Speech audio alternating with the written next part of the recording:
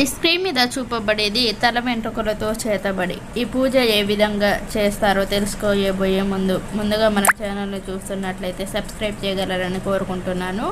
ఎవరికి అయితే మనం చేతబడి చేయాలనుకుంటున్నామో ఆ వ్యక్తి యొక్క వెంట్రుకలు సేకరించాలి.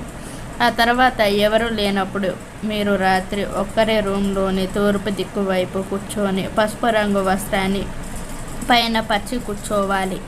మీ ఎదురుగా నలుపు రంగు వస్త్రాన్ని పరిచి దానిపైన ఒక స్టార్ గుర్తుని గీయాలి.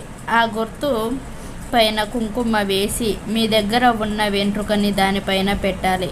ఆ తర్వాత కళ్ళు మూసుకొని ఓం క్లీం ఆ వ్యక్తి పేరు కురుకురో స్వాహ అని 108 సార్లు జపించాలి. అలా జరిగిన తర్వాత గంధము నీరు, సుగంధం నీరు దానిపైన చల్లాలి. నల్లటి వస్త్రాన్ని మూట కట్టి 11 గంటల్లో మీ ఇంటి ఎదురుగా ఉన్న ఒక బండరాయి పైన పెట్టాలి. మనకి 24 గంటల్లో ఎలాంటి శత్రువైనా మీ శత్రువు సావు కల్లారు.